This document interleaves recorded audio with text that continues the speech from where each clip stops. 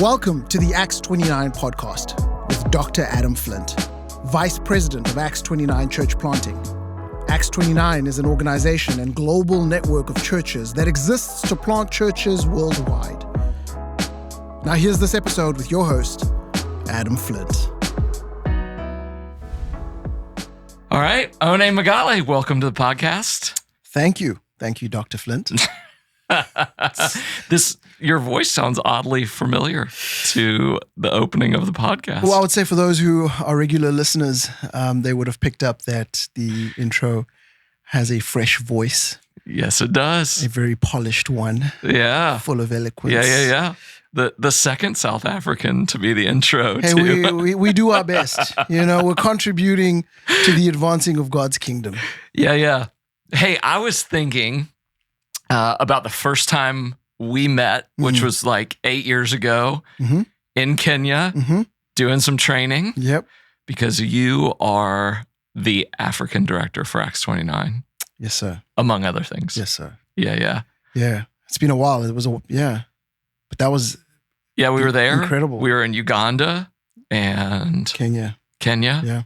I remember we kept a restaurant open really, really late one night. Discussing theology. Deep things. 100%.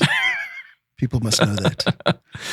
Man, it's I tell people this all the time, but one of the best things, not just about the network, but being in ministry in general, is getting to have friends from all over the world. And I've loved that I've gotten to be friends with you for almost a decade now. It's one of the many blessings of Acts 29. For sure. And And I'm thankful to God for this friendship as well. 100%. So I went and looked at your original first Instagram post, and it's from March 21st, 2013. You guys can't see this, but it's like a giant Oreo cookies and cream pie cake. Wow. What is it looks like it's this big. What's going on here? Why is that your Let me see that again. Why is that your first one?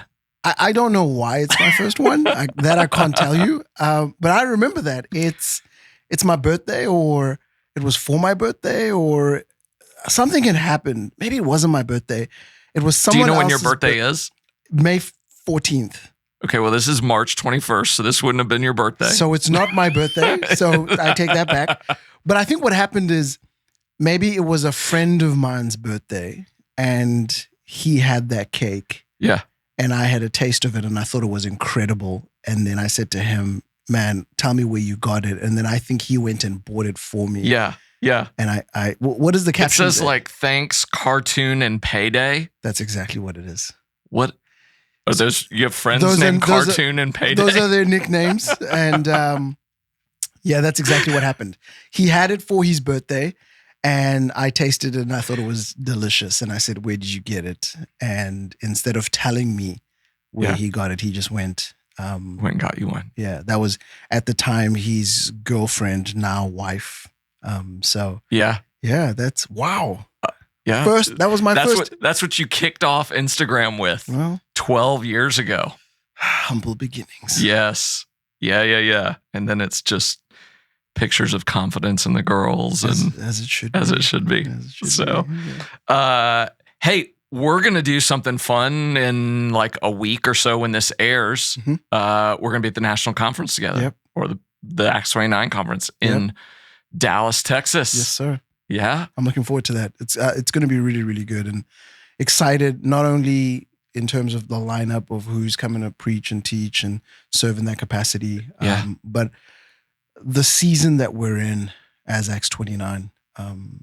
These are exciting times, and so I'm looking forward to connecting with folks both from the US, but we've got quite a few people coming from outside of the US. Yeah, it's a national conference, but it's really it's a global. So I'm excited for people outside of the US to get just a glimpse of what God is doing here, and how that kind of plays itself out where they are. Yeah, I think right now, we're almost sold out. It's like 1,200 folks are coming right now, and and I'm excited because we're doing a pre-conference together. We sure are. We're doing one on preaching. Yep. It's going to be you, Matt Chandler, Jim Essien, and then I'll bring up I'll bring up the rear on that thing. I don't know so how I got I'll carry into your that. bags. Into that line. I have no idea how I got. They were like, you know what, we're going to need someone to come and just give some illustrations. And Yeah. I'm excited. I think it's going to be great. Couple hours. We're going to dig deep into preaching. We're going to talk about the preacher. Mm-hmm. We're talking about what preaching is. Mm-hmm. We're going to talk about why to preach. And then we're going to get like super practical, like how you prepare preaching and what do you do when you're preaching and after you're done preaching and all of that kind of stuff. Yeah. Doing series.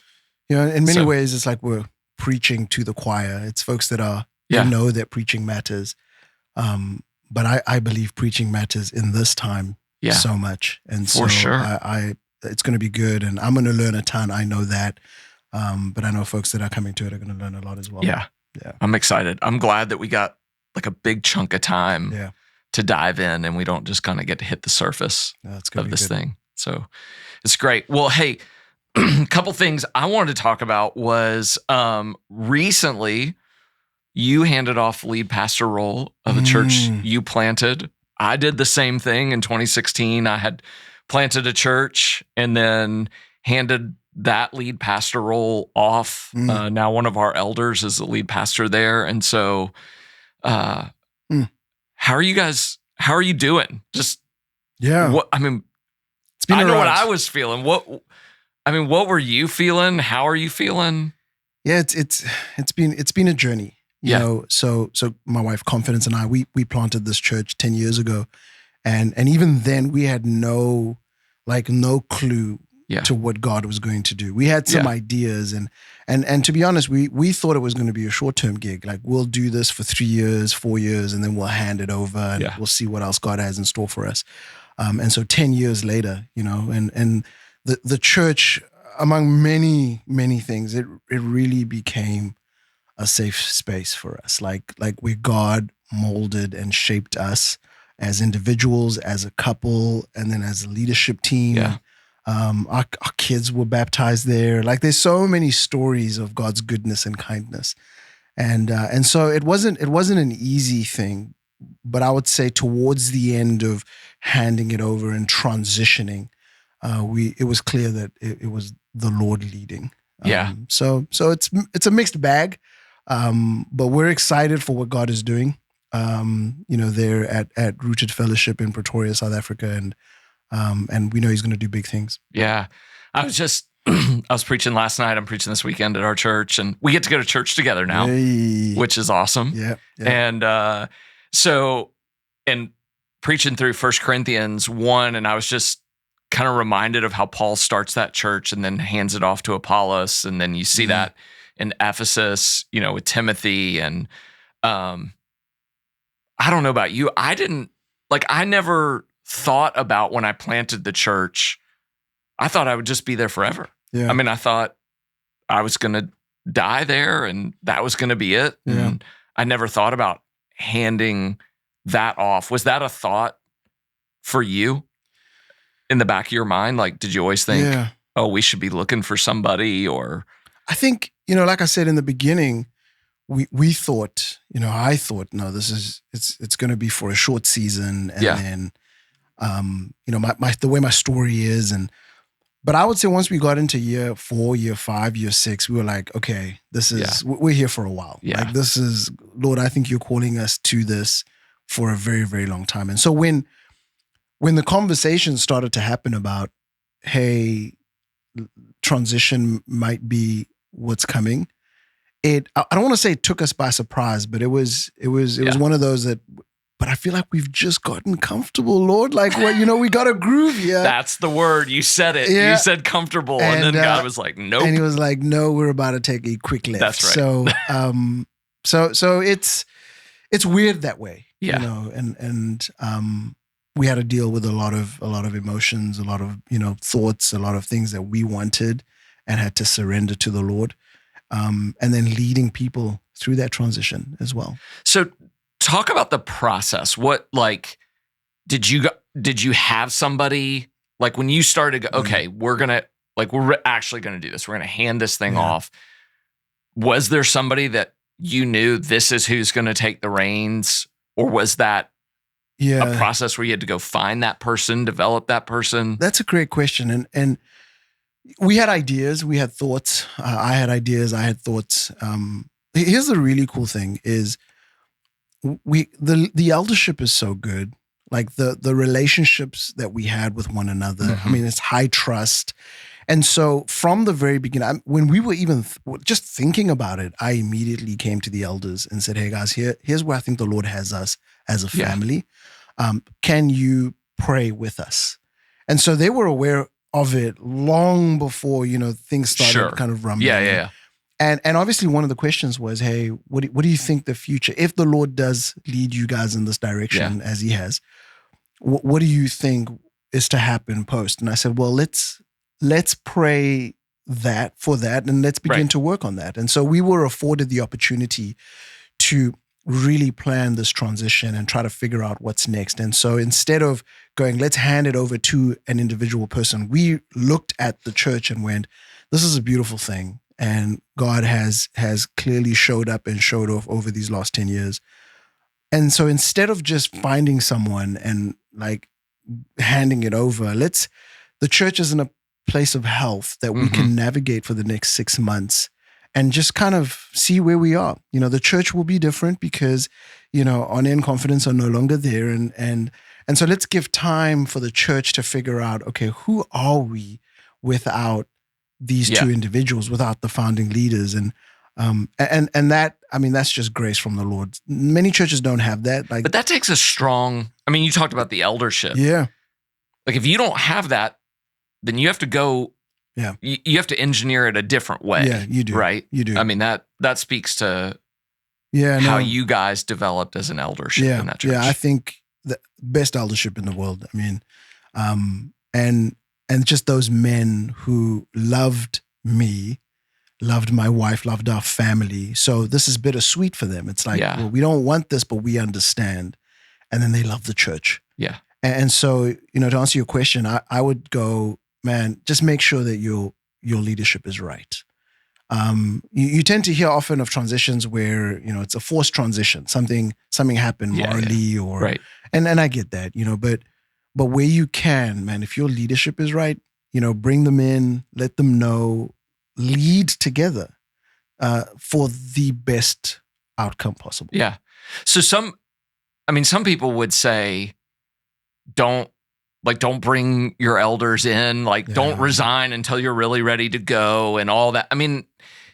But it was different for you guys. Yeah. Like you're bringing them in as part of the discernment and part of the shepherding.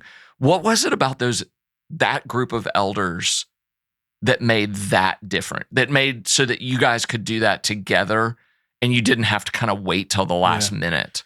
Yeah. So for fear of being fired or whatever. So I spoke about trust. So just high trust. So we had built that. We had built a culture of trust with one another. And it wasn't about, maybe the best way to say this is every time we got together, we asked the question, where is the Lord leading us? What is the Lord doing? And not so much, what is honor thinking and what should I, it's always like, where is the Lord leading us?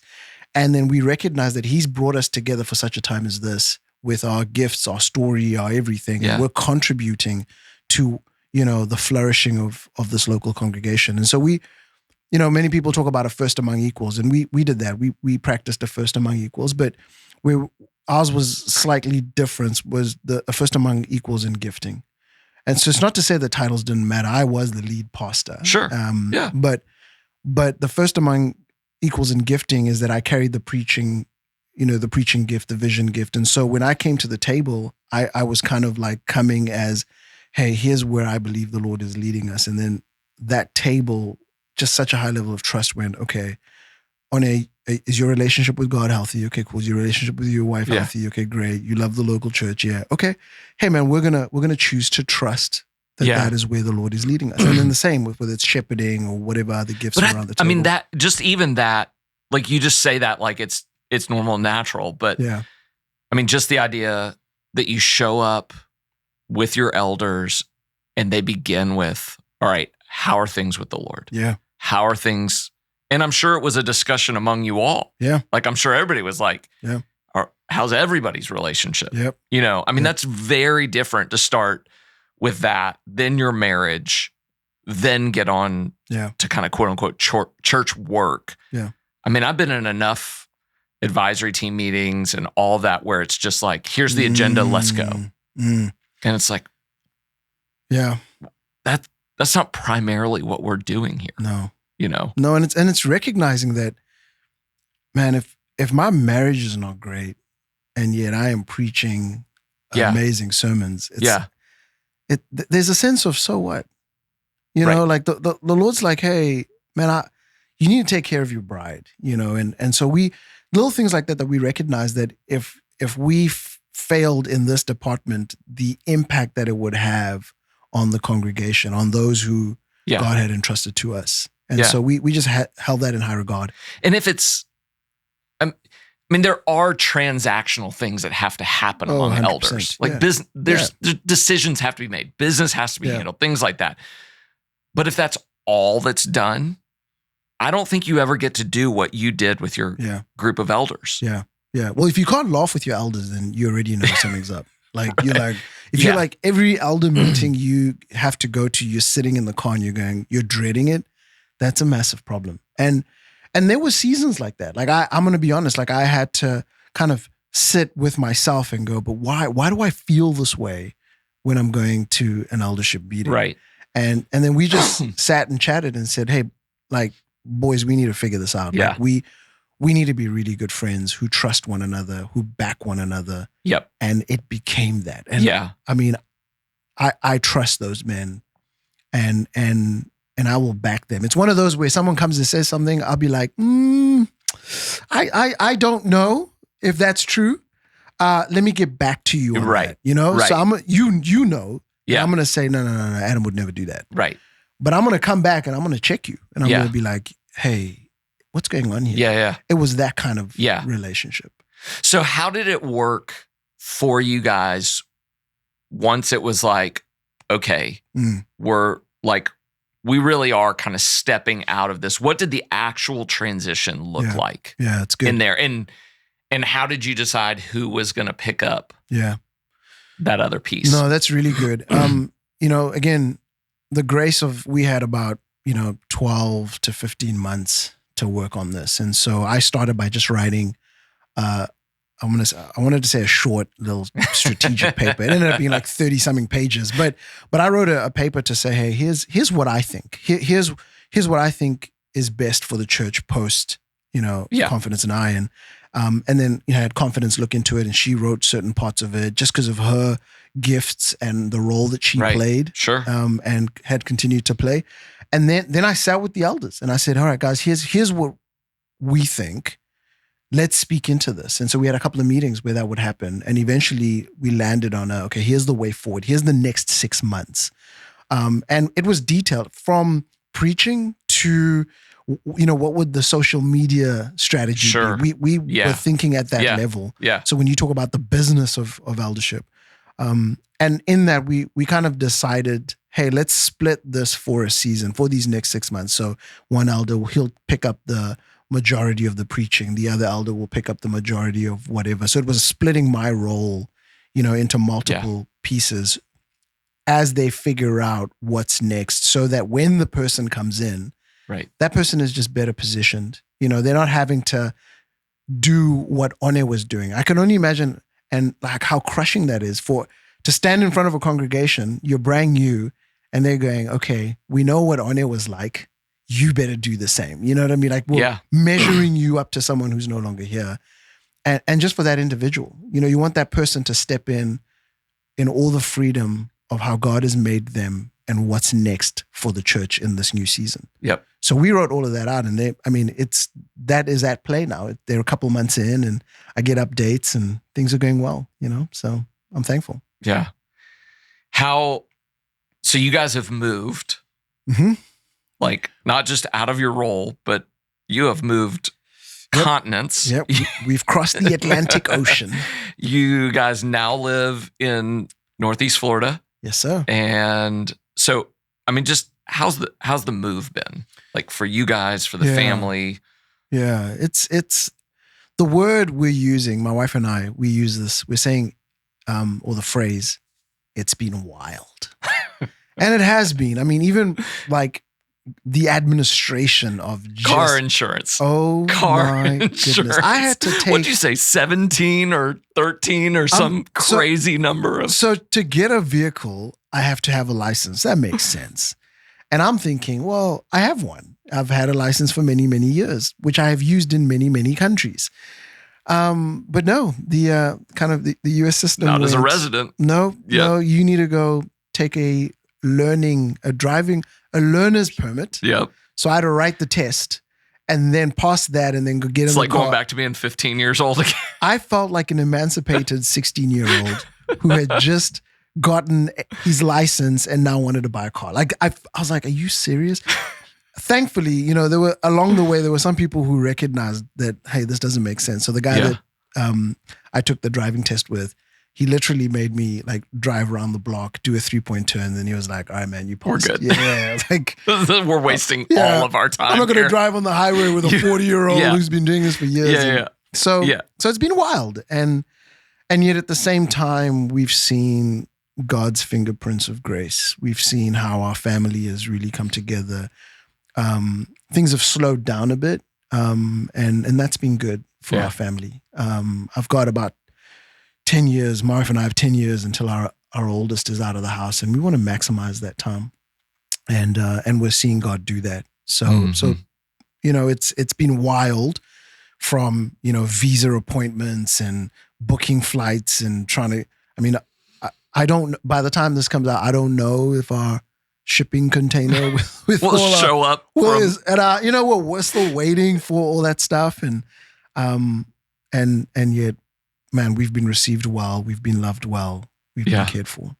So, when you step out of a context and step into a new one, you see things about this area that I probably don't see because I've spent my whole life here. Yeah. It's just the waters I've lived and swam in. It's like, does a fish know he's in water? So, are there things that you see here in contrast to back in Pretoria? And then are there things that you now see about Pretoria that maybe you didn't see? Yeah. Does that make sense? It's a really good question. And it's something I've had to do many times in my life. This is not my first relocation. Yeah. I'm always, people ask me, where do you come from? I'm like, well, South Africa, but I'm not from South Africa. Right. Botswana, Yeah, from Botswana. So I've done this many times. And you're right, like coming over here, America is everywhere. My kids knew what Target was before they even went to a Target. Right. So we're familiar with America, with the US. But I think being here is also very different. Like you actually get to drive the streets and sit in the pews and talk to the people and you just kind of realize, I would say one big thing is how sometimes you can take Christianity for granted. You can normalize it. The gospel can be so normal because I'm so used to it. There's literally a church on every block. And I'm probably, depending on where you are in the US, I know in the South, it's that way. And so you'll hear the gospel and there's the sense of like, oh, I've heard that before. Get to the meat. And you're like, no, the gospel is the meat and the gravy. Right. It's that good. And and if you're not careful, and this is, I think of just the blessing of traveling in different parts of the world. If you're not careful, you'll quickly find yourself becoming what was a movement, becoming a monument. And so I say that, and yet at the same time, I'm seeing glimpses of revival and glimpses of an awakening. And there's a lot of reasons to that, what's happened in the last couple of weeks. And I would say in the last couple of years, maybe since COVID. And so it's interesting to be in that space of like, here's a place that, one would think, why would you need to share more of isn't everyone a Christian, and yet at the same time, it's like, no, right. Yeah. There is a fire that's starting to, light up a bit and that's exciting. Sure. So I would say that. And then, cause one could say the same about South Africa, that, you don't have to go too far to find a Christian, to find someone who's familiar with Christianity. Sure. And I mean, if I was going to say I'm something, I'll say I'm a Christian. Exactly. Right. Yeah. And so even when I think about, the church that we're in, it's or that we planted, that we're a part of, oftentimes I would say at the end of the sermon, I wouldn't say if you're not a Christian, because most people sitting there would go, he's not talking to me, I am a Christian. So I would have to unpack that to be like, hey, you may have been around Christian things. You may have grown up going to church. I know you know the songs. I know you know the verses. Right. But have you surrendered your life to Jesus as Lord and Savior? You have to take people there. Otherwise, they live in this assumption of, oh, but I'm a Christian. Mm-hmm. And it's when things go bad, that's when you're tested to go, oh no, am I really, did I really believe this? Yeah. I think in the US, we're in that pocket right now. And some beautiful things are happening. So if you were planting a church, and again, you're right. I mean, the US is so different. But if you were planting, what are a couple of the things that you've seen culturally that you'd be paying attention to like that? Yeah. Hey, don't assume that just because somebody says they're a Christian, they actually understand. Yeah, it's good. I think it's wrestling through the tension of personal piety and social justice. That's probably the best way that I could say it. So you want people to have a deep devotion and this personal relationship with Jesus, and to understand what that means and how that works itself out in everyday life. Yeah. And that requires people understanding the gospel and understanding the word of God. Like, what am I reading here? Mm-hmm. So to ask someone, hey, the Bible says X, Y, and Z, and you go, yeah, I know that. And is it true? It's like, yeah, it's true. Why? Mm-hmm. People need to be able to articulate that. And so it's I would put it in the camp of discipleship. Like, it's asking the question, what does our discipleship actually look like? People are coming to faith, and that's amazing. But what does our discipleship look like? And that's if I was planning a church again, I would really hone in on that to go, what are the things in life that people are going to face, and how do we equip them to face it with the gospel? Yeah. Yeah. It's interesting that you say that, because one of the things I've been with a couple guys that are planting churches, one here in town, one out in Montana, and we were having this discussion the other day, and I just asked them about discipleship. I'm like, so tell me about your discipleship plans. Like, what are you going to do? And instantly the discussion went to like how they were going to do discipleship, right? So it was their mechanism for it, their program for it. Yeah.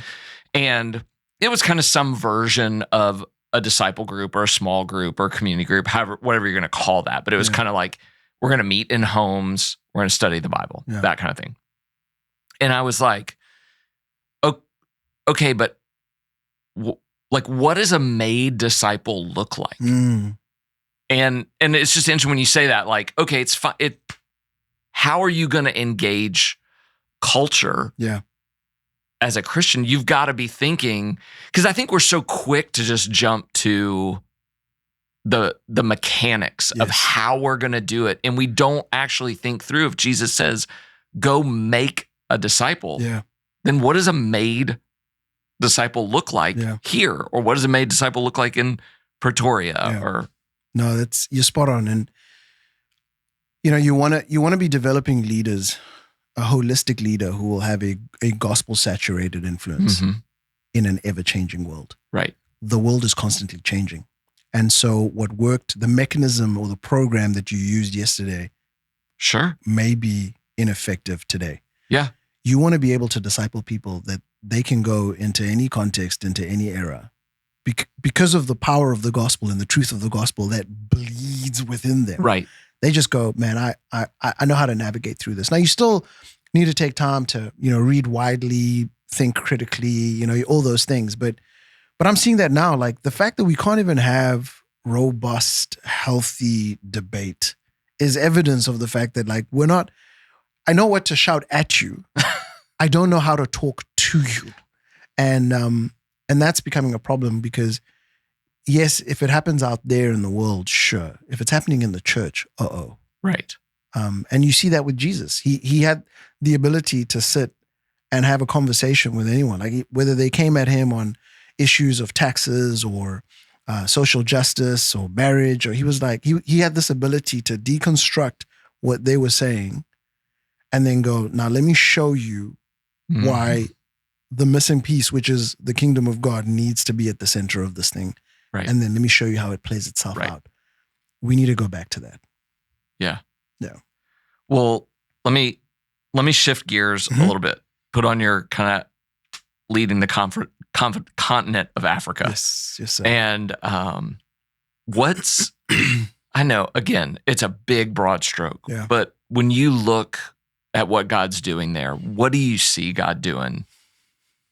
I mean, are there places? Are there pockets? Is there kind of these big themes? Like I would go in the West, I would go, man, this quiet revival thing seems to be a thing. Yeah. What are you seeing when you look at the continent? Well, firstly, do we have 6 hours? No, it's a huge continent. Yeah. With so much potential. And what I mean by that is God's hand is on that continent. In the same way that, anyone could say God's hand is on where they are, God's hand is on the African continent. And I see it with just the ability to travel and to be with some of the local leaders. You can see it's evident. And so we need to move from kind of that mindset of, oh, we're a poor continent. And I always go, no, I've seen enough.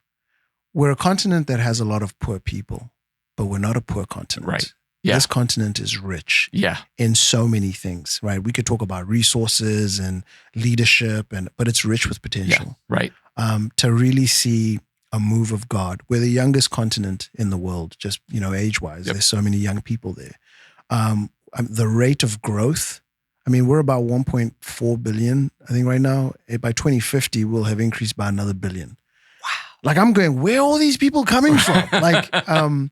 And so to think that we're going to increase by the population of China in a year is wild. And so there is need. And so with... I mean, as soon as I hear that, I just go, well, let's go. Game on. Yeah. So somebody's got to share the gospel with that existing 1.4 and another 1.4. Yeah. So we need men and women who are going to share the gospel faithfully. Yeah. And as people come to faith, because we share with expectation, you read the book of Acts, and the Lord added, then we need a place. We need healthy places where these people will grow and be equipped and empowered to go out. And so that's what I'm seeing. I'm seeing people slowly raise their hands to go, man, I've seen what we've been doing, and I don't know if it's sustainable for the next 25, 50, 100 years. What do we need to do? They're asking some really good questions. I'm going to be in South Africa in November, and we're gathering with a number of, denomination leaders, network leaders from the continent to sit and have that conversation. Now, it's not just us. I know there's many other incredible things that are happening. Every year in Ethiopia, there's this event called Africa Arise. Again, the gathering of leaders from the continent to go, we're sensing a shift in the continent. And if we are not ready, we're going to be in big trouble. And so I'm excited about that. I'm excited about those people who are willing to go, no, let's slow things down. And that's hard in of itself. When you just want to move, right. To go, I'm going to slow things down so that we can build healthy foundations so that when the growth comes, we can handle it. Right. We need to see healthy, sustainable, flourishing, multiplying churches. Yep. The sustainability thing, it's been on my heart for years. Yeah. And I think it's in every context. Yeah. Like, we have to think about sustainability because everybody I meet always tells me, like, you have no idea how hard it is here. Yeah. And it just started raining, pouring. It's the Lord's blessing. That's right. Yeah. But I go, I know, but somehow for 2,000 years, we seem to have figured out some sustainability in all of these different contexts. Yeah, it's the one thing that I'm constantly pushing right now is to ask and answer, what does sustainability look like for us as Africans? Yeah. And is it hard? Absolutely. Sure. Absolutely. It is so hard. And yes, there are some places on the continent where you look at it and you go, I just don't think this place will ever be sustainable. It's going to always need some kind of partnership and aid and giving and supporting. But that's not everywhere. Right. And I believe as Africans, we need to sit and go, what does sustainability look like for our context? Which means we need to do the hard work of understanding our context. Right. We can't just copy and paste. Right. Right. And then on top of that, I would go, being part of Acts 29, a global network, is as we partner with other churches and other leaders from around the world, is to say, would you help us with this? Which also might need a rethinking of what partnership has looked like over the years. I'm all for aid. I really am all for aid, and it's a good thing and it's necessary, but aid doesn't build sustainability. Right. It just doesn't. And so we need to figure out how do we partner in such a way that, the US churches are asking, African church leaders, man, I'm coming on board and I'm here for 3, 4, 5 years. But at the same time, I want to help you figure out what does it look like to build a sustainable church here. And when I talk about sustainability, people always tend to think money. Money is a factor. Yeah. But to go back to what we were talking about earlier, what does sustainable leadership look like? What does sustainable evangelism look like? Right. What does sustainable discipleship look like? You want a church that after 5, 6, 7 years, the community goes, that church, we know that church. Yeah. And that church is not sustainability only happens when you've kind of cycled through some generations. Yes. Like anybody can make it. Anybody, you know what I mean? Like 100%. One little stint of 100%. this thing. It's can you survive the second round of leadership needs? And I may not be the most loved person for asking these questions because they require us to slow down and to really critically look at what we're doing. I heard a guy say this many, many years ago, and he says we need to stop benevolent oppression. And I went, that's good. What does that mean? Yeah. And he laid it out, and he's like, sometimes you can get to a point where giving is actually unhelpful, and it creates a particular mindset. It's the When Helping Hurts, that book. And, exactly. A lot of that. Yeah. And I'm a firm, but Africa has some of the best leaders in the world, no doubt. Yeah. And what God is doing on the continent. When I was in corporate, I did a lot of work with entrepreneurs. I was in the economic development space, and we did a study where we went, a lot of Africans don't even know that they're entrepreneurs.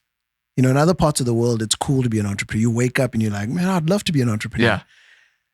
Yeah. In many parts in Africa, entrepreneurs, they find out only afterwards.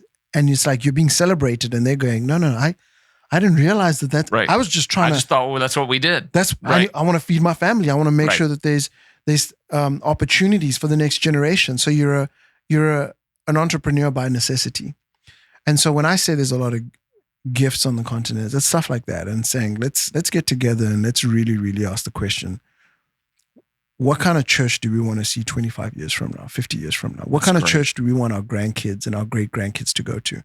They shouldn't be. And maybe it's just me, but they shouldn't be wrestling with things that we're wrestling with now. We should at least kick the ball a little bit further down the field for them. Right. And so I'm excited that there is a number of people that are going, let's do that. Can we get together and talk about that? And forfeit certain things, in order for us to do that, and that's the tough part, because you want sometimes the quick and the glitz and the glamour and it's nice, but it doesn't last very long. Yeah.